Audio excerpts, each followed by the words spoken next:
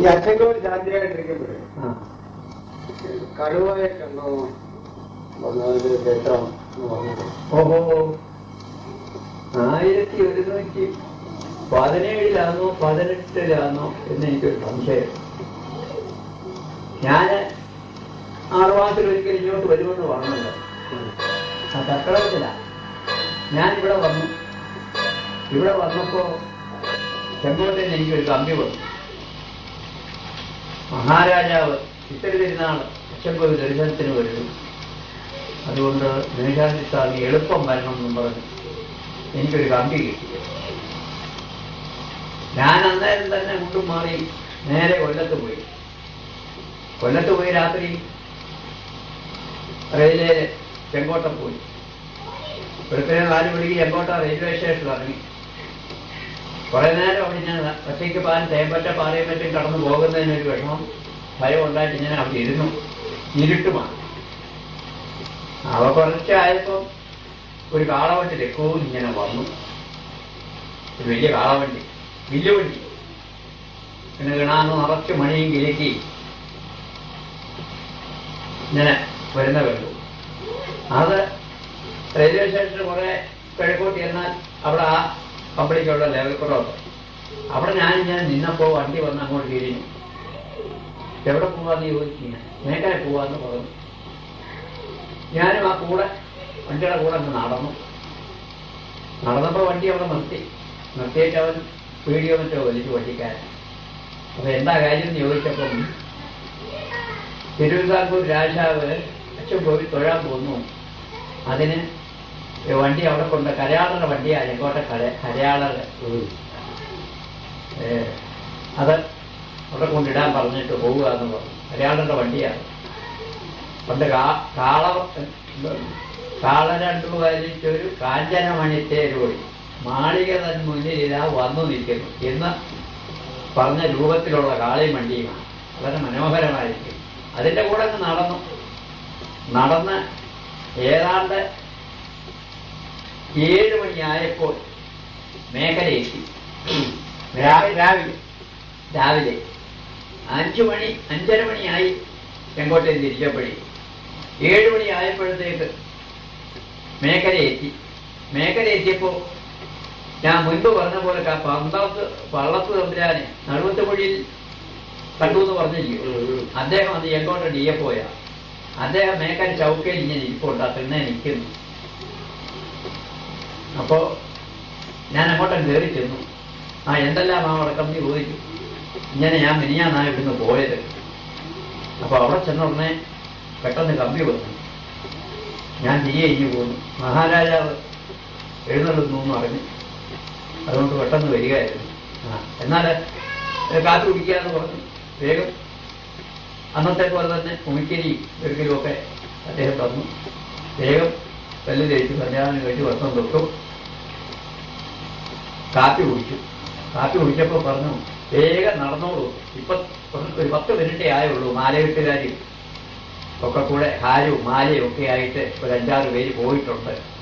പ്രീതങ്ങ് കയറച്ചുണ്ടാൽ അവരുടെ കൂടെ എത്താം. ഇപ്പൊ ഇവിടെ ആരുമില്ല, ഒറ്റയ്ക്ക് പോയേ ഒക്കൂ എന്ന് അദ്ദേഹം പറഞ്ഞു. നമ്മളെല്ലാം ജോലിയല്ലയോ, ഒരെങ്കിൽ മഹാരാജാവല്ലയോ, തലവീശി കളഞ്ഞാൽ പോയില്ലയോ കാര്യം.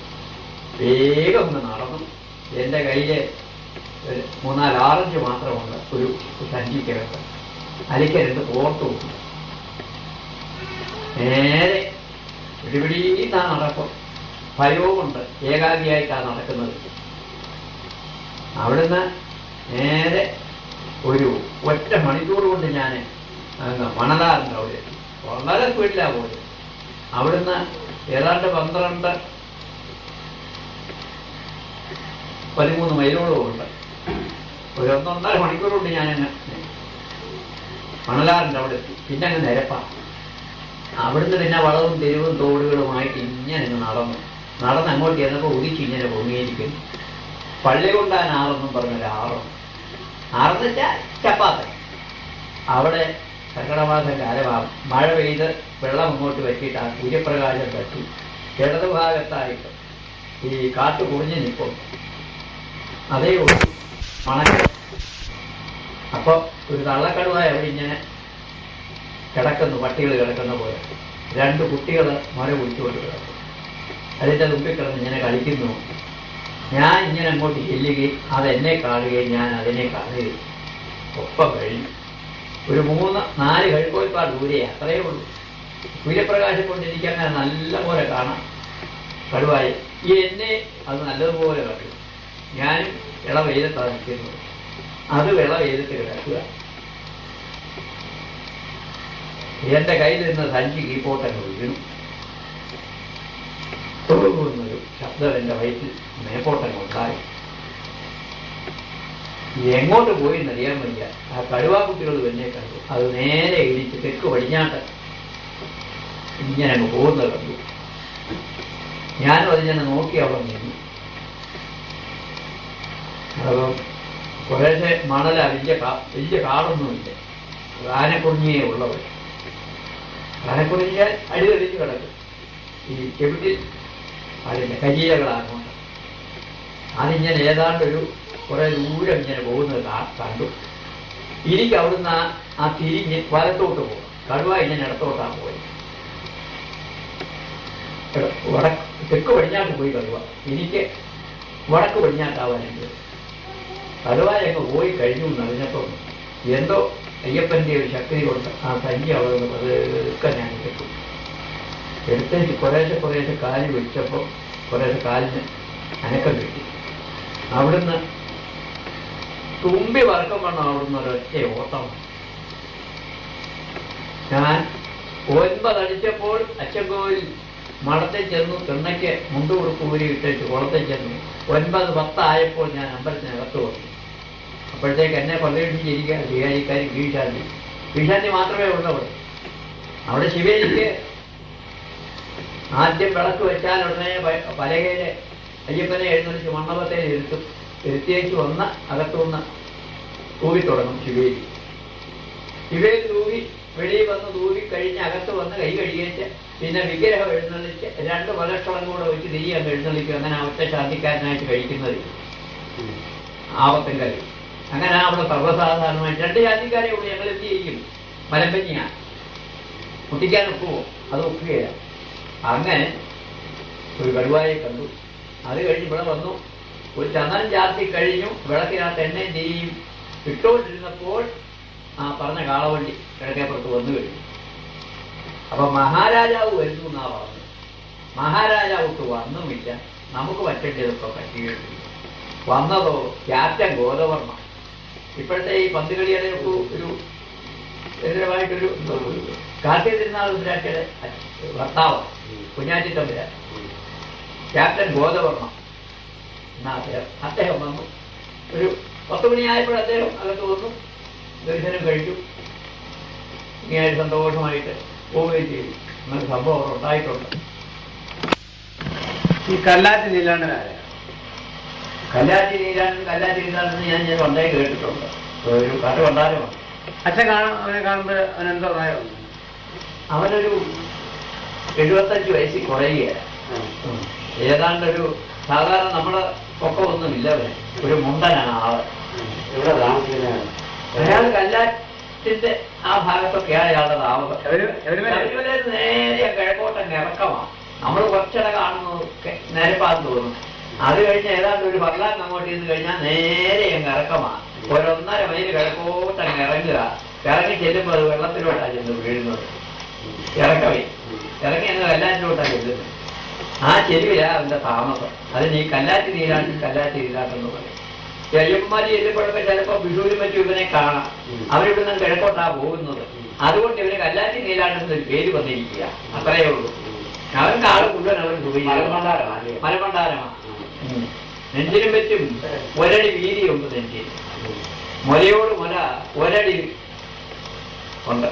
ഏതാണ്ട് 5.5 അടി പൊക്കത്തിൽ കൂടുതലില്ല അയാൾക്ക്. പിന്നെ വേറെ തുളുസ്വാമി എന്ന് പറഞ്ഞൊരാള് ഉണ്ടായിരുന്നു. അദ്ദേഹം പിന്നെ മംഗലാപുരക്കാരനാണ്. തുളു ഭാഷയായ കഴിച്ചു പിടിച്ച് തുളുവും മലയാളവും തമിഴും എല്ലാം കൂടെ ചേർന്നൊരു ഭാഷ ഇങ്ങനെ സംസാരിക്കുക. അനവധി വർഷം ഇല്ല. അദ്ദേഹം ഒരു 10 കൊല്ലത്തോളം പുറത്ത് താമസിച്ചു. 3 കൊല്ലം എൻ്റെ പുറത്ത് ഞാൻ ഇരിക്കുന്ന കാലത്ത് ഞാൻ പോയി 1 കൊല്ലം കഴിഞ്ഞ പിന്നെ അദ്ദേഹം വന്നത്. അതിന് മുൻപ് അദ്ദേഹം അവിടെ താമസിച്ചിട്ടുണ്ടെന്ന് പറയുന്നു. താമസിക്കുന്ന കാരണം വല്ലതും അറിയാമോ? ഒന്നുമില്ല, അദ്ദേഹം ഒരു ദിവ്യനാണ്. കുളിച്ചിട്ടും കുളിക്കുക ഒന്നുമില്ല. ചിലപ്പോ കുളിക്കും, പറഞ്ഞാൽ കുളിക്കും. അങ്ങ് കെട്ടി പിടിക്കും. ചിലപ്പോൾ ഒരു വാടയുമില്ല അദ്ദേഹത്തിന്. പല്ലൊന്നുമില്ല വായില്. ഗായത്രിയൊക്കെ ഭംഗിയായിട്ട് ചെല്ലും. കൂടുതലുണ്ട്. ചിലപ്പം എന്റെ കൈ കൂടുതൽ വേണമെന്ന് പറയും, ഞാൻ കൊടുത്തിട്ടുണ്ട്. കുടുക്കിൽ കുടിക്കും, ഗായത്രി ഒഴിക്കും. എന്ത് കുടിക്കും? കുടുക്കിൽ കുടിക്കുക. സ്വരൂപം മതി. അതെല്ലാം കഴിക്കുന്നുണ്ട്. തത്വതത്വേന പരിശീലിക്കാറി സ്വരൂപം എന്നാ പറയുന്നത്. അത് നമ്മുടെ ആചാരമല്ല, സംഗീതങ്ങളുടെ. അദ്ദേഹം ഇപ്പോഴത്തെ പത്തക്കുളത്തിന്റെ തെക്കുവശം, അതായത് മുമ്പ് അവർ കടുവായി കണ്ടുവെന്ന് പറഞ്ഞു. അവിടുന്ന് ഏതാണ്ട് ഒരു 10 വാര 10 മീറ്റർ കിഴക്ക് വടക്കോട്ട് മാറി ഒരു മണ്ണൊക്കെ ഇടിച്ചു വെച്ച് അതിന്റെ പുറത്ത് ഈ അമ്പലം പൊളിഞ്ഞതിന്റെ 2-3 തകരവും വെച്ച് അവിടെ ഒരു തടിയൊക്കെ വെച്ച് അതിന്റെ അകത്ത് ആ കിടപ്പ്. ഇതുവരെ ഒന്നും ചെയ്തിട്ടില്ല. അദ്ദേഹം ഏകാഗ്രിയായിട്ട് ആ ശബരി വണ്ടിപ്പെരിയാറ്റിൽ ശബരിമലയ്ക്ക് വരുന്നത്. ആഹാരമൊന്നും തന്നെത്താനെ ഇത്ര വെള്ളം തിളപ്പിച്ച് കാപ്പിപ്പൊടി ഇട്ട് പഞ്ചാരിയും ഇട്ട് തന്നെ കുടിക്കും. അയ്യപ്പന്മാർ കൊണ്ടൊരു എന്തോ വേണമെങ്കിൽ കൊടുത്തേച്ചാ പോകുന്നത്. അദ്ദേഹം ഒരാണ്ടത്തേക്കാൾ അദ്ദേഹത്തിന് ഒരു പ്രയാസവും ഇല്ലാതാണ്. അങ്ങനെ ഒന്നും ഇല്ലാതെ വന്നാൽ അദ്ദേഹം മുൻമേട്ടിലോട്ട് കയറി നേരെയൊക്കെ സത്രത്തിലോട്ട് പോയി അവിടെ വല്ലവരോടും ഒക്കെ ചോദിച്ചു വല്ലതും മേടിച്ചോട്ട് പോയി.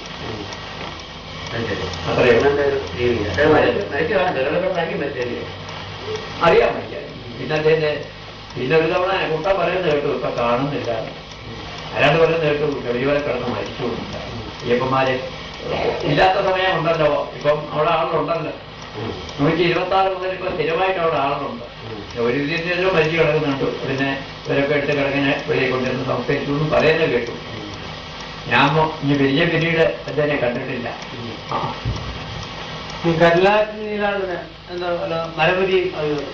അവൻ വരും. അവൻ വന്നാല് നമ്മള് പോലെയോ അരിയെ ഓല മുളക് ഉപ്പ് ഇതൊക്കെ മുണ്ട് ഇതൊക്കെ കൊടുത്താൽ വലിയ സന്തോഷമാണ്. മാസപ്പോയിക്ക് അവൻ വലിയ അവൻ നക്ഷത്രം നോക്കി പിന്നെ ചന്ദ്രനെ കണ്ടു വൃക്ഷങ്ങൾ പൂക്കുന്നതിന് അവൻ ലക്ഷ്യം. വിഷു വരുന്നത് ഇടവിഷു എന്നാ പറയുന്നത്. എല്ലാവരും വിഷുവാ. മണ്ണരവും വിഷുവാ, മകരവിളക്കും വിഷുവാ, വിഷുവാ. അതിൽ കൊന്ന പൂക്കുന്ന കണക്ക് നോക്കിക്കൊണ്ടാവും വരുന്നത്. വിഷു തീർച്ചയായിട്ടും വരും.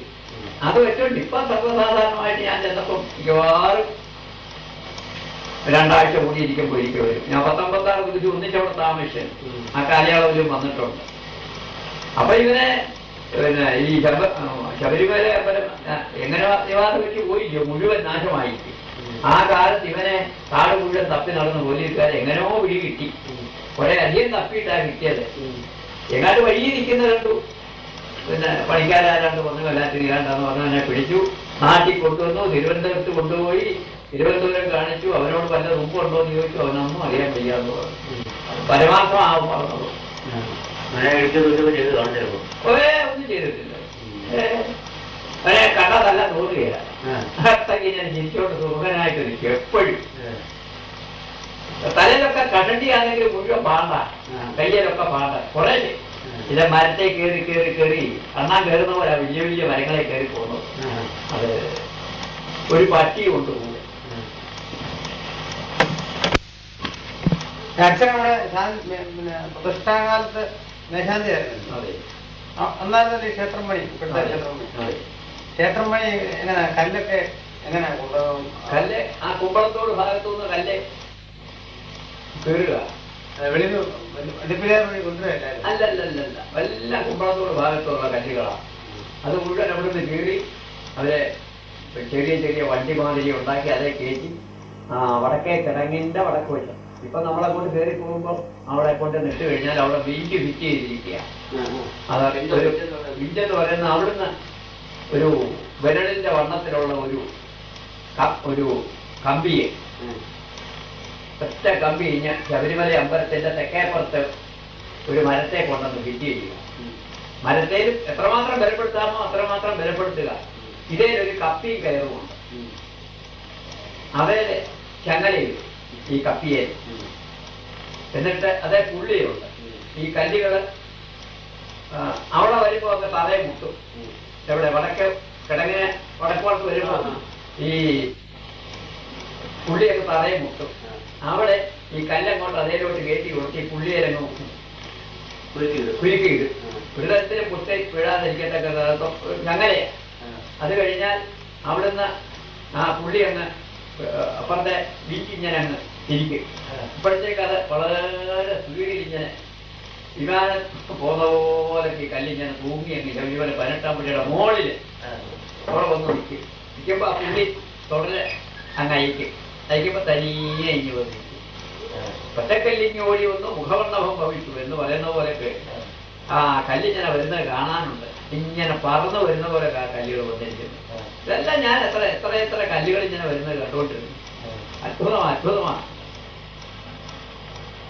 കുമ്പളത്തോട്ട് ഭാഗത്തുള്ള കല്ലുകളായിരുന്നു മുഴുവൻ. ഇപ്പൊ ശ്രീകോവിലിന്റെ കല്ലുകള്, നാലമ്പലത്തിന്റെ കല്ലുകൾ, അതെല്ലാം കുമ്പളത്തോട് ഭാഗത്തുള്ള കല്ലുകൾ. എല്ലാം ഈ കൽപ്പണിക്കാരനെ എല്ലാം നാടുകാരെ കൽപ്പണിക്കാരാ.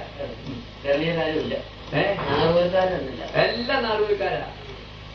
പിന്നെ അവരുടെ കൂടെ ഇപ്പം ചെറുനോക്കാനുണ്ടോ എന്ന് അറിഞ്ഞില്ല.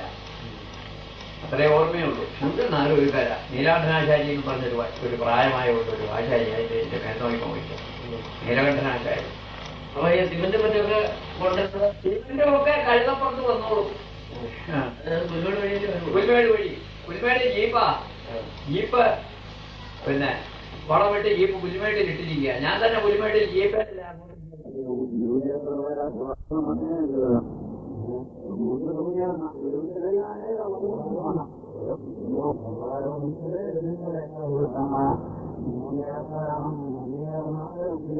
ഇതിന്റെ ഇത് മുഴുവൻ അവിടെ കൊണ്ടുവന്നു കഴിഞ്ഞാൽ ജീപ്പൽ പുലിമാല എത്തിക്കുക. ഈ ജീപ്പേൽ 4.5 കിലോമീറ്റർ വരും, 4.5 മൈല് വരും പുലിമേട് തന്നെ. പിന്നെ ഇറക്കമാണ്. പിന്നെ അവിടെ കയറ്റവുമാണ്. പത്രത്തിന്റെ അവിടെ ഒരു മൈല് കയറണം. തടിപ്പീടമാണ് കേട്ടോ. വാരാലേക്ക് തടിപ്പീടമാണ് വെച്ചത്. വെച്ചിരുന്നത് വെച്ച് കെട്ടിയ വിഗ്രഹം.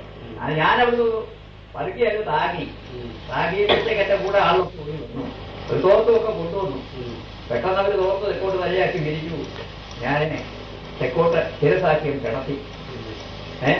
എല്ലാം കമ്പിയിട്ട് കെട്ടിയിരിക്കുകയോ അത് കൂട്ടി പിടിച്ച് തെക്കോട്ട് തലയാക്കി കിടത്തി കരഞ്ഞങ്ങ്. എന്നിട്ട് ഒരു വസ്ത്രമിട്ടങ്ങ് മൂടി. അവിടേക്ക് ഒന്നും കണ്ടില്ല. അന്നേരം ഒന്നുമില്ല. അത് കഴിഞ്ഞ് അങ്ങനെ കൽശമണ്ണത്തൊക്കെ പോയി. എന്നോട് പോയി കുളിച്ചോളാം. ഞാൻ പോയി കുളിച്ചു വന്നു. അവരുടെ കൂടെ കലശത്തിനൊക്കെ ഉത്സാഹിച്ചു. വലിയ കലശമല്ലയോ കുളിക്കുന്നത്. മുംബൈയിൽ കൽക്കരി, ഇന്ദിരാകലശങ്ങള്, ഇങ്ങനെ വലിയ കലശങ്ങള് മുഴുവൻ. അത് ഷടാധാര അടിയിലുള്ള പ്രതിഷ്ഠയാ. ഈ ക്ഷേത്രപ്പണി കാലത്ത് തന്നെ PG നാരായണൻ ദേവസ്വം ബോർഡ് പ്രസിഡന്റായി അടിയിൽ ശിലാസ്ഥാപനം ചെയ്തത്. ഷടാധാരത്തിന്റെ ഏറ്റവും അടിയിലുണ്ട്. അത് ആധാരശില എന്നാണ് അതിന്റെ പേര്. ആധാരശില. അതിന്റെ പുറത്ത് കുംഭം, തിരികുംഭം, അതിന്റെ പുറത്ത് താമര, ആമ, യോഗനാളം, പത്മം, ഇങ്ങനെ 6 കഴിഞ്ഞിട്ടാണ് യോഗനാളത്തിലാ നവരത്നം രചിച്ചിട്ട് അതിന്റെ പുറത്താന്നു. അപ്പോ ഈ പീഠം അതിന്റെ മുകളിൽ വരും. അപ്പോ പീഠത്തിന്റെ നാളം ഈ നവരത്നശിലയിൽ ഇങ്ങനെ കൊള്ളും. അപ്പോ അതാണ് ചൈതന്യം മുഴുവൻ അടി മുതലാകും, വിഗ്രഹം വരെയാകും. ഇങ്ങനെ ആ വലിയ പ്രതിഷ്ഠയുടെ നിയമം. പൊടിപരത്തിലൊക്കെ ഇങ്ങനെ വേണമെന്നാണ് നിയമം. അതൊന്നും സർവ്വസാധാരണമല്ല. ഇങ്ങനെ വലിയ ദേവാലയങ്ങളിലൊക്കെ ഇത് നടത്താനൊക്കെ അനവധി ദ്രവ്യവും ചെലവുണ്ട്. അനവധി തന്ത്രിമാര് വേണം. അത് താഴെ തന്നെ പൂജിച്ച് വരികയും വേണം. പൂജിച്ച് വന്നാൽ പിന്നെ അത് കുറ്റിയിട്ടങ്ങ് പൂജിക്കൊണ്ടാ മണി മുഴുവൻ. മനസ്സിലായോ? എന്നിട്ട് പിന്നീട് അന്ന് പകലെ 4 മണിക്ക് എന്ന് നോക്കിയപ്പം ആ തുണി മുഴുവൻ ഉറുമ്പ, ആ പഴയ വിഗ്രഹം മുഴുവൻ ഈ ചുമന്ന കടിക്കുന്ന ഉറുമ്പായി കഴിഞ്ഞു. അത് പിന്നെ അന്ന് കുറെ കഴിഞ്ഞപ്പോൾ അദ്ദേഹം പറഞ്ഞു എടുത്തങ്ങ് എഴുത്തുകാരൻ എടുത്തോണ്ട് പോകാൻ പറഞ്ഞു. ആ വിഗ്രഹം ചെങ്ങുന്നു കൊണ്ടുവന്ന് അത് പിന്നെ അത് മണിയാക്കുകയായിരുന്നു. ആ മണിയാന്നു 18-ാം പടിയുടെ മുകളില് വടക്ക് പുറത്ത് നിൽക്കുന്നതോ തെക്ക് പുറത്ത് നിൽക്കുന്നതോ ഓർമ്മയില്ല. ഇപ്പൊ ഇത് മാറ്റി മണിയായിട്ടാണ് പിന്നീട് അത് രൂപാന്തരപ്പെട്ടത്. ഈ ക്ഷേത്രങ്ങളിലെ വിഗ്രഹങ്ങള് ശിലാവിഗ്രഹമാണെങ്കിൽ അവിടെ പൂജാപാത്രം മണി മുതലായത് ഉണ്ടാക്കാനും പഞ്ചലോഹമാണെങ്കിൽ ശിലാവിഗ്രഹമാണെങ്കിൽ ജലാധിവാസം ചെയ്യാനും ദാരുവിഗ്രഹമാണെങ്കിൽ അതിനെ നെയ്മുക്കി സംസ്കരിക്കാനുമാ പറയുന്നത്. സംസ്കരിച്ചു കഴിഞ്ഞാൽ പിന്നീട് അതിന് ഉദയക്രിയ ഒക്കെ ഉണ്ടതിന് താന്ത്രിക വിധിപ്രകാരം ഉദയക്രിയ ചെയ്ത് തന്ത്രി ഒരു ദിവസത്തെ വില ആചരിച്ച് ഒക്കെ വേണം. അങ്ങനെ താന്ത്രിക വിഷയം. ആ വിഗ്രഹം തല്ലിപ്പൊട്ടിക്കാൻ ആചാര്യമാർക്ക് മയ്യായിരുന്നു ജന്മന്ന് വെച്ച്. അപ്പൊ ഞാനും പോയിരുന്നു. ആവശ്യമായിട്ട് ഞാൻ ചെന്ന് വന്ന് മണിവാക്കം വിധിയാന്ന് പറഞ്ഞു. ഇമാവൂട്ടിലേക്ക് കയറി നോക്കിയപ്പോ ഇത് പൊട്ടിക്കാൻ ഇവർക്കൊരു മടി. ഏതായാലും ഒരു 3 കഷ്ണമാണ്. വെള്ളി കമ്പി ഒക്കെ അടിച്ചെടുത്ത് മാറ്റി. സൂര്യപ്രഭയുടെ ഒരു വെള്ളി കതിരുണ്ടായിരുന്നു. അതാ കുറെ കെട്ടിയിരുന്നത്. അതൊക്കെ ഇങ്ങനെ അടിച്ചെടുത്തേക്ക് മറ്റേ പൊട്ടിക്കാൻ വയ്യാതെ ഇതോട്ട് കൂടെ വെച്ച് കൊടുക്കുക. ഞാൻ പൊട്ടിച്ചു തരാമെന്ന് ശങ്കരം പോയി അദ്ദേഹം പറഞ്ഞു. അദ്ദേഹം ഒന്നോടെ അദ്ദേഹം മേടിച്ചൊരു കൊട്ടു കൊടുത്തു. 1 കണ്ണാന്മാരൊന്നും അടിയെ പൊട്ടിച്ചോളാമെന്ന് പറഞ്ഞു. അവർ മേടിച്ചിരുന്നത് തല്ലി ഉടച്ചു. അദ്ദേഹം കൂടെ നിന്ന് തല്ലി പൊടിച്ച് പിന്നെ മണിയാക്കാനായിട്ട് അങ്ങ് ഏർപ്പാട് ചെയ്തു. അത് യാദൃശ്യമായിട്ട് ഞാൻ ഞെക്കുന്നു പോയപ്പോൾ ഇതും കണ്ടു. പിന്നെന്താ അറിയണ്ടേ? ശരം കുത്തിയാല് ഒന്നുണ്ടോ? ഞാൻ 114 ശബരിമല പോകുന്നത് ആദ്യമായിട്ട്. അത് ഇതുവഴി എഴുത വഴി നടന്നു പോവുക. അന്നും ശരംകുത്തിയാൽ അവിടെ ഉണ്ട്. അന്ന് ഒരു 2 പൊക്കമുണ്ട്. അതേ ഇലയൊന്നുമില്ല. ഒരു കുറ്റിയായിട്ട് ഇങ്ങനെ കരിഞ്ഞ കുറ്റിയായിട്ട് ഇങ്ങനെ കാണാം. അതേ ധാരാളം ശരവും കുത്തിയിട്ടുണ്ട്. അന്നേ ഉണ്ടാ ശരംകുത്തിയാൽ. ആര് കാലാന്തരത്തിൽ തുടങ്ങിയതാ എന്ന് വെച്ചതാണെന്നറിയാൻ വയ്യ. അല്ല ഇപ്പൊ കൃതയുഗത്തിലുള്ളതാണോ ത്രേതായുഗത്തിലുള്ളതാണോ ദ്വാപരയുഗത്തിൽ ഒന്നും അറിയാൻ ഒക്കുന്നില്ല. വേറെ ഒരു അത്ഭുതം ഉണ്ടല്ലോ. ശുചീന്ദ്രപുരത്ത് നമ്മൾ പോയിട്ടുണ്ടോ? തെക്കേ കിഴക്കേ വൃഷഭൻ ഇരിക്കുന്നതിന്റെ കൊടിമരത്തിന് കിഴക്ക് ഒരു വൃഷഭനുണ്ട് പടിഞ്ഞാട്ട് ദർശനമായിട്ട്. അതിന്റെ തെക്കുവശേ കൊന്നകഴിയിൽ ഒരു സ്ഥലമുണ്ട്. അത് ഒരു ദക്ഷിണാമൂർത്തിയാണ്. പടിഞ്ഞാട്ടൊരു ശിവലിംഗമുണ്ട്. തെക്കുവശത്തൊരു ദക്ഷിണാമൂർത്തി തെക്കോട്ട് ദർശനമായിട്ടുണ്ട് അഭയപ്രദമായിട്ട്.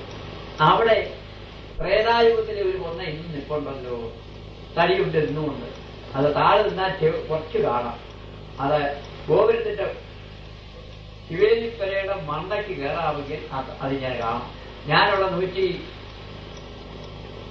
107, 108 ഈ കാലങ്ങളിൽ താമസിക്കുന്ന കാലത്ത് അതിൽ ഇല കണ്ടിട്ടുണ്ട്. കൊന്നയുടെ ഇല അതിന്റെ മുകളിൽ കിളിച്ചിട്ടുണ്ട്. ഇപ്പോഴും ആ വൃക്ഷം നിൽപ്പുണ്ടെന്നാണ് എന്റെ അറിവ്. അതുപോലെ ഈ ശരംകുത്തി ആരെന്ന് പറയുന്ന ശരം എന്നുള്ളതാന്ന് എനിക്കറിയില്ല. ഞാൻ പോകുന്ന കാലത്തും 2 കളത്തമുണ്ട്. അത് പിടിച്ചാൽ പിടിമുറ്റാത്ത ഒരു തടിയ. അതേ നിറച്ച് ശരവും കുത്തിയിട്ടുണ്ട്. അങ്ങനെ കണ്ടിട്ടുണ്ട്. ശബരിമല പ്രതിഷ്ഠക്കാലത്ത് ആൾസഞ്ചാരം ആൾക്കാരൊന്നും ഇല്ലല്ലോ. ഇല്ല. ഇത്രയും മാനം കെട്ടി തെളിച്ചിട്ടൊന്നും ഇല്ലല്ലോ. ഒന്നുമില്ല. അപ്പൊ അവിടെ ഒരു വന്യമൃഗങ്ങളുടെ സങ്കേതമാണെന്ന് വേണം അനുമാനിക്കാൻ. അതെ. അപ്പൊ അവിടെ എത്ര ആനയുടെ ശല്യങ്ങളോ കടുവായ ശല്യങ്ങളോ അല്ലെങ്കിൽ നേരത്തെ കാണുവോ ചെയ്തിട്ടുണ്ടോ? അത്താഴം ദീപാരാധന കഴിഞ്ഞ് കുറച്ച് കഴിഞ്ഞ് അത്താഴ പൂജ കഴിഞ്ഞ ഉടനെ ഒരാനയുടെ പൂവല് കേട്ടു കിഴക്ക്.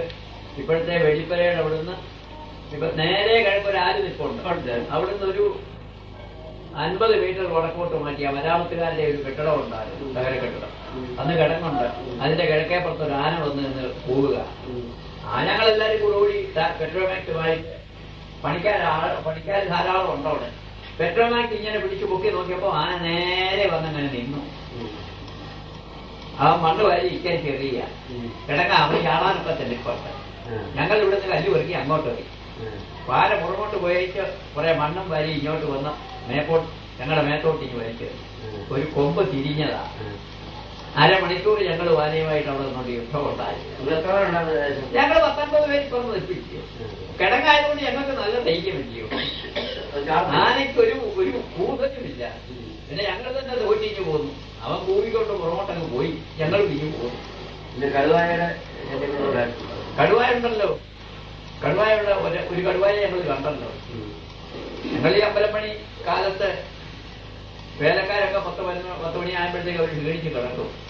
ഞങ്ങളിങ്ങനെ ആലപ്പുഴക്കാരന് ഗോപാലവേലവനുണ്ട്. എനിക്ക് നാരായണീയം ആണ്ട് തന്നല്ലോ. ആ നാരായണീയത്തിലായിട്ട് എൻ്റെ പേരുണ്ട്. അദ്ദേഹം ഞങ്ങൾ ഭജനയൊക്കെ ഇങ്ങനെ പതിവായിട്ട് കഴിക്കും. ഒരു 11 മണി വരെ കിഴക്കേ അമ്പലത്തിൽ ഇങ്ങനെ ഭജന കഴിക്കും. അത് കഴിഞ്ഞ് ഞാൻ എല്ലാം കിടക്കാം എന്നും പറഞ്ഞ് എല്ലാവരും കൂടെ മുദ്ര ഒഴിക്കാനായിട്ട് പടിഞ്ഞാറേ പരട്ടാപ്പറ്റ താഴെ ചെന്ന് പടിഞ്ഞാറ് ചെന്ന് എല്ലാവരും മുദ്ര ഒഴിച്ച് കഴിഞ്ഞ് ഞാൻ ലൈറ്റ് 3 സെല്ലുള്ള ഒരു 5 സെല്ലുള്ള ഒരു ബാറ്ററി ഉണ്ടായിരുന്നു ലൈറ്റ്, ടോർച്ച്. അതിങ്ങനെ അടിച്ച് നോക്കിയപ്പോൾ ഇങ്ങോട്ടും അതുപോലൊരു ലൈറ്റ് അടിക്കുന്നു. ഇതാരാ ഇത് എന്ന് വിചാരിച്ച് സൂക്ഷിച്ച് നോക്കിയപ്പോൾ ഒരു കരുവായ ഒറ്റ കണ്ണേ ഉള്ളത്, അത്രയേ ഉള്ളൂ. മാനാന്ന് വിചാരിച്ചു. ഈ മ്ലാവെന്ന് പറഞ്ഞൊരു എത്തുവോ വലിയ കലമാന, അതാന്ന് വിചാരിച്ചു. സൂക്ഷിച്ച് നോക്കിയപ്പോൾ അത് കരുവായ. അത് വടക്കോട്ട് തിരിഞ്ഞ് നിൽക്കുക. ഞങ്ങൾ ശബ്ദം കേട്ടോണ്ട് അത് തിരിഞ്ഞിങ്ങനെ നോക്കുക. ഞാനുണ്ട്, കുട്ടനുണ്ട്, ദാമോദരനുണ്ട്, മേനോൻ സ്വാമിയുണ്ട്, വേറെ 1-2 അയ്യപ്പന്മാരുമുണ്ട്. ഞങ്ങളെല്ലാവരും കണ്ടു. എല്ലാവരുടെയും മൂത്രമൊഴിപ്പൊക്കെ കഴിഞ്ഞ് കാര്യമൊന്നും കഴിക്കഴിഞ്ഞ് കയറി വന്നു. ഒരു കണക്കിന് എത്രയും സുരക്ഷിതമായിട്ടുള്ള കിടന്നുറങ്ങി. പിറ്റേന്ന് പറഞ്ഞപ്പോൾ അവര് ആ വലിയമ്പലത്തിലൊക്കെ കഴയിട്ട് വേലി പോലെ കൈ കടക്കത്തക്ക തരത്തിൽ അത് ബന്ധവസാക്കി. പിന്നെ ഭജനെ ആളുകളൊക്കെ കിടക്കുന്നതൊക്കെ അവിടെ ആയിരുന്നു. ഇപ്പോഴത്തെ കിഴക്കേ അമ്പലത്തിൽ വടക്കേതില്ല.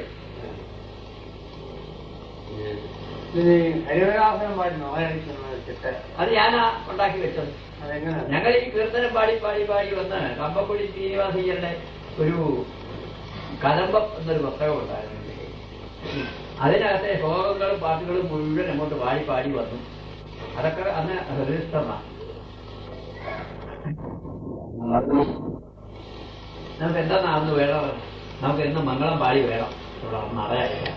അപ്പൊ ഞങ്ങൾക്ക് എല്ലാവർക്കും ഇഷ്ടമായിട്ട് തോന്നിയതാ ഈ ജീവനാഥനം കീർത്തനം.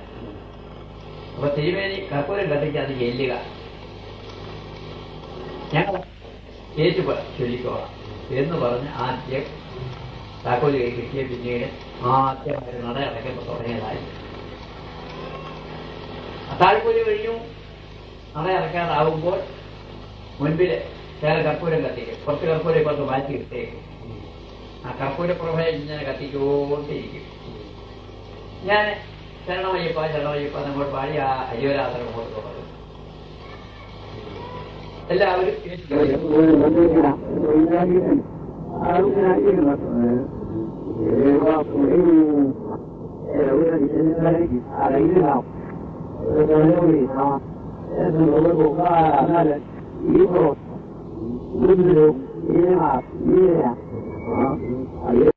തൊഴുകയില്ലാതെ അയ്യപ്പൻ എണ്ണീക്കും. അച്ഛന്റെ സ്ഥാനമാ പന്ത്രണ്ട് രാജാവിന്.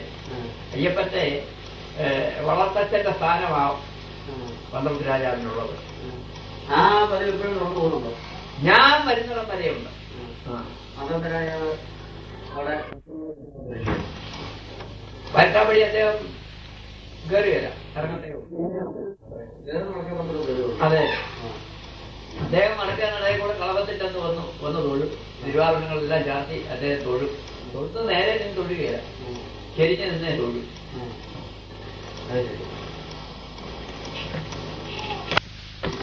അച്ഛൻ മേഘാലയായിട്ട് ഇരിക്കുമ്പോഴവിടെ ഊമകള് സംസാരിച്ചിട്ടുണ്ട് ധാരാളമുണ്ട്.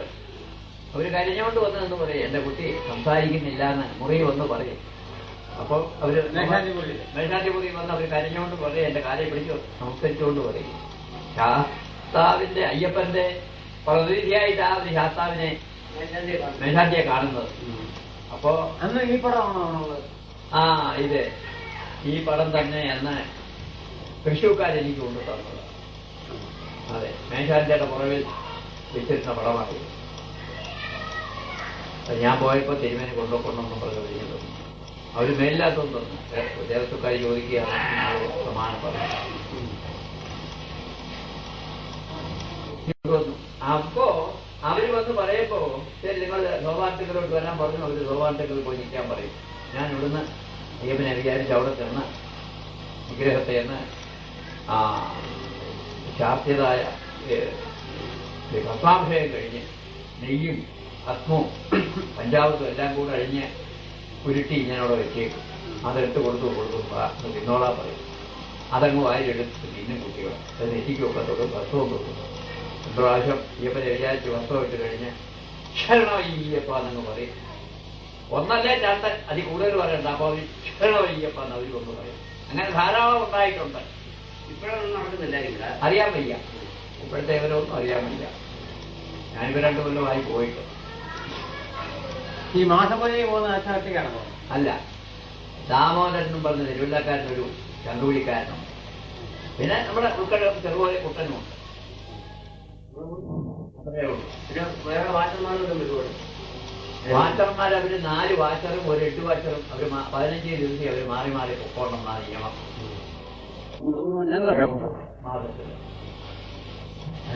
അവരവിടെ ഉദ്യോഗസ്ഥന്മാരോട് താമസിക്കുകയായിരിക്കും. അവരവിടെ താമസിക്കുക. പിന്നത്തെ മാസത്തിലേക്ക് പോരും. പിന്നത്തെ സെറ്റ് പിന്നത്തെ മാസപ്പോയിക്ക് പോകുന്നുണ്ട്. അടുത്ത സെറ്റ് വരും. അവർ വണ്ടി പിരിയാറ്റി വരും. മേശാന്തി ഏതായാലും വണ്ടി പിടിക്കും. അവർക്കൂടൊപ്പം സത്രം വരെ നടന്നു പോകണ്ടല്ലോ. ആ ഒരു സൗകര്യം ഉദ്ദേശിക്കും. ഞങ്ങള് 5-8-10 പേര് കാണും. ഉത്സാഹമായിട്ടങ്ങ് പോകും. പുലിമേട്ടിലൊക്കെ ഇങ്ങനെ ആനകളെ ദൂരെ കാണാം. അങ്ങനെ പോയത് ഒറ്റയ്ക്ക് പോയിട്ടുണ്ടോ? ഒറ്റയ്ക്ക് 2 പ്രാവശ്യം പോകേണ്ടി വരും. ഒരു തവണ 2 പ്രാവശ്യം നറവുത്തലിക്കാ പോകേണ്ടി വന്നു. അത് അടുത്ത ദിവസം രാവിലെ നറവുത്തലിയാന്ന് പറഞ്ഞ് അന്ന് കുന്നമ്പള്ളി ഗോപാലപിള്ള എന്നൊരാൾ സ്വീകാര്യക്കാരനുണ്ടായിരുന്നു. അയാളാണ് ശബരിമല സ്വീകാര്യം. അദ്ദേഹത്തിന് ആർഡർ കിട്ടിയത് ആറന്മുളയാണെന്ന് സ്വീകാര്യ ആഫീസ്. അദ്ദേഹത്തിന് ആർഡർ കിട്ടിയത് എന്റെ കയ്യില്. ആ സമയത്ത് അദ്ദേഹം ഒരു വാച്ചറുടെ കയ്യില് ഒരു 2 നോട്ടീസ് എഴുതി കൊടുത്തത്. 2 നോട്ടീസ് ഇവിടെ കൊണ്ടുവന്നു 4 മണിക്ക്. തിരുമേനിയെ കൊണ്ട് ഒപ്പിടിച്ചുകൊണ്ട് വരാൻ പറഞ്ഞു. ഞാൻ വേഗം ഒരെണ്ണം എടുത്ത് ഒപ്പിട്ട് ഒരെണ്ണം ഞാൻ പറ്റിയതായിട്ടും ഒപ്പിട്ട് കൊടുത്തയച്ചു. ഞാൻ ഒപ്പിട്ട് കൊടുത്തയച്ചു. ഞാൻ കൈപ്പറ്റിന്ന്. അപ്പൊ തന്നെ നമ്മളെ ദേവനെ പറഞ്ഞയച്ച് ചെറുവട്ടക്കുഴിയിൽ നിന്ന് ഈ കുഞ്ഞിരാമുള്ളയുടെ തലത്തിൽ നിന്ന് ഒരുപിടി കതിരും കൊണ്ടുവന്നു. പിഴീന്ന് സൈക്കിളെ കുര്യാവിൽ ചെന്ന് കതിരപ്പഴവും കൊണ്ടുവന്നു. പിഴീന്ന് ഞാൻ നേരെ ഇരുന്ന് 2 ബാഗിലിട്ട് നേരെ കുട്ടനെ പിടിക്കാനേ പോയില്ല. നേരെ കോട്ടയത്ത് ചെന്നു. പുള്ളിയോട്ട് ചെന്ന് അമ്മാത്തി ചെന്ന് കടന്നു. രാത്രിയിൽ തന്നെ അത്താഴം കഴിഞ്ഞ് നേരെ 2 കടവിലും ചന്തയിലും ഒക്കെ ചേർന്ന് കേക്കർ റോഡിൽ വണ്ടി വല്ലതും കിഴക്കോട്ട് പോകുന്നു. ഏലപ്പാറക്കാർ പറഞ്ഞു ഞങ്ങള് പിന്നെ കുട്ടിക്കാരൻ വരെ ഞങ്ങളുണ്ട് എന്ന് പറഞ്ഞു. ഒരു 10 മണിക്ക് തിരുമേനിക്ക് വന്നാട്ടെ ഒന്നിച്ച് ലോറിയെ പോകാമെന്ന് പറഞ്ഞു. അതനുസരിച്ച് കോട്ടയത്ത് അമ്മാത്ത് വന്ന് ബാഗും എടുത്ത് അത്താഴമൊക്കെ കഴിഞ്ഞ് ബാഗ് എടുത്തുകൊണ്ട് നേരെ ഞാൻ 9:30 മണി ആയപ്പോൾ അവിടെ ചെന്നു. അവര് 11 മണി ആയപ്പോൾ അവർ ലോറി വിട്ടു.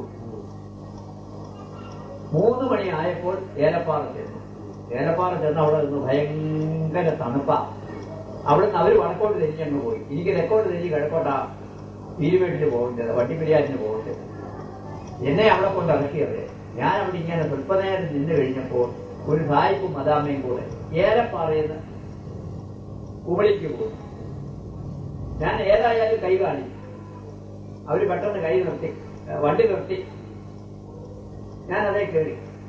മലയാളം പറഞ്ഞാൽ അവർക്ക് മനസ്സിലാകും. അവർ കുറേശ്ശെയൊക്കെ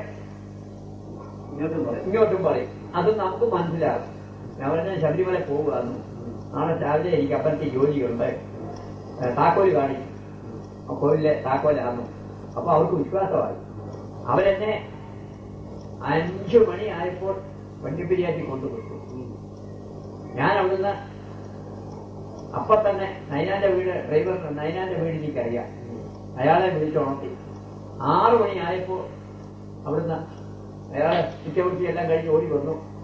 ആ ഒരു തല്ലിപ്പൊടി വണ്ടിയാ, ജീപ്പല്ല, കാറാ.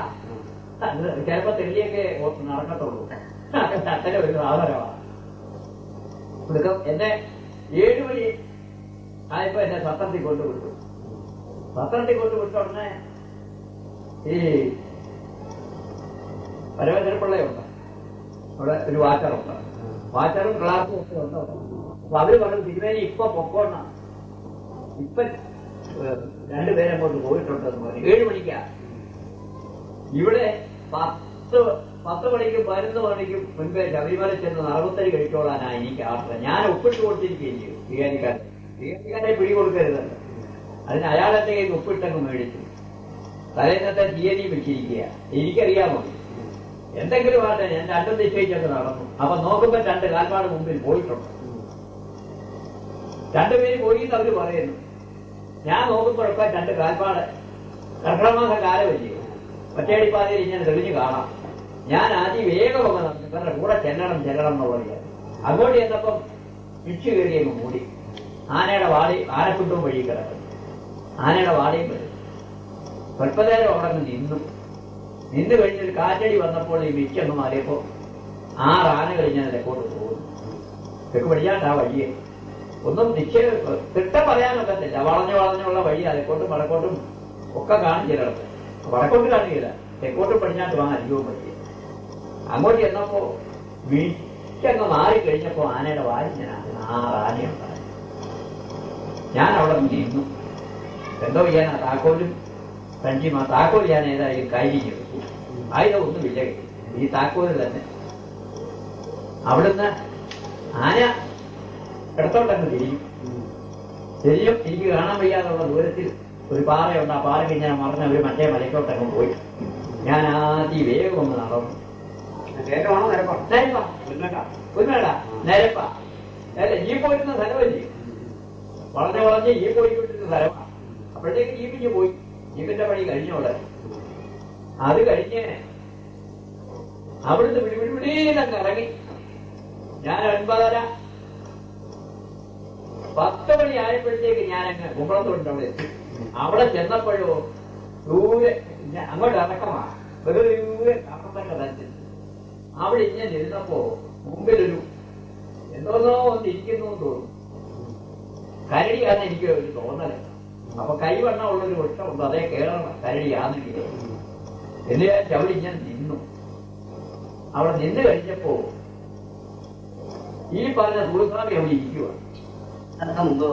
അതെ, തലമുടി അഴിച്ചിട്ട് ഒരു മുഴിഞ്ഞ തോർത്തും പുറത്ത് അവിടെ ഞാൻ ഇരിക്കുക. അയാൾ വെളുപ്പാങ്കാലത്തെ സത്രത്തിൽ നിന്ന് തിരിച്ചിരിക്കുക. ഏകാരിയായി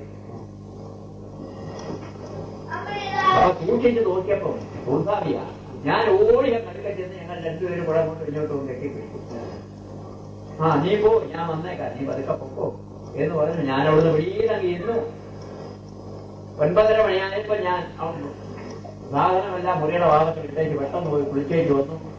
മുറി തുറന്നു, അകത്ത് കയറി കിടന്നു. 10 അടിച്ചപ്പോഴത്തേക്ക് ഞാൻ കയറി നടന്നുകൊണ്ട് കഴിച്ചു.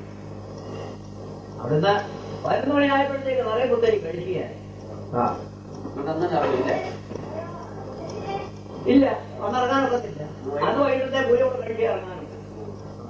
അന്ന് വൈകിട്ടത്തെ പൂജ കൊണ്ട് അവിടെ ഉണ്ട്. അവരവിടെ താമസം അവരമായിട്ട് അയാൾ കൂടിയിരിക്കുക. അയാൾ 2 കൊല്ലം മുഴുവൻ ശബരിമല തന്നെ, 2-3 കൊല്ലം ശബരിമല തന്നെ ആയിരുന്നു. അയാൾ വെച്ചിട്ടുള്ളതാ തെങ്ങ്. അയാളും ഞാനും ഒക്കെ കൂടെ വെച്ചിട്ടുള്ളതാ. ഈ ചുക്കോളം സമ്പ്രദായം നടപ്പാക്കിയത് ഞാനാ. ആദ്യം ഒരിയം ഇക്കോളം തിളപ്പിച്ചു. അത് പൂക്കളയാശാൻ പറഞ്ഞ തിരുത്തക്കര കിടക്കേണ്ട ആശാനുണ്ടായിരുന്നു. അയാള്, ഞാന്, ഭക്തവത്സലിന്, മേനോസ്വാമി, ഞങ്ങൾ എല്ലാവരും കൂടെ കുറെ ചുക്ക്, ജീരകവും കരിഞ്ഞാലി ഇതെല്ലാം കൂടെ കൊണ്ടുപോയി ഒരു വലിയ ഇപ്പോഴുള്ള 18 താഴെ എന്നെ തിളപ്പിച്ചു. ഭക്തവത്സൻ കൊടുക്കാനും നിന്നു. അയാൾ പിന്നെ അത് പിന്നത്തെ ആയപ്പോ അയാൾ തന്നെ അതിന് പൈസ പിരിക്കാനൊക്കെ ഇറങ്ങി. കൊച്ചി ഈ ഇളക്കുന്നപ്പുഴ ഭാഗത്തുകാരനായ അയാൾ അവിടുന്നൊക്കെ ധാരാളം പൈസ പിരിച്ചുകൊണ്ട് വന്ന് ധാരാളം ചാക്ക് കണക്കിന് ചുക്കുചീരകമൊക്കെ കൊണ്ടുവന്ന് നാട്ടിൽ ഇടിച്ചു പൊടിച്ചു കൊണ്ടുവന്ന് അയാൾ അതിലോട്ടങ്ങ് മാറി. ആ ചുക്കോള വക്കാൻ ഉണ്ടായിട്ടുള്ളതാണ്. അന്ന് ഞങ്ങള് ഈ പ്രതിഷ്ഠ കഴിഞ്ഞ ഉടനെ 50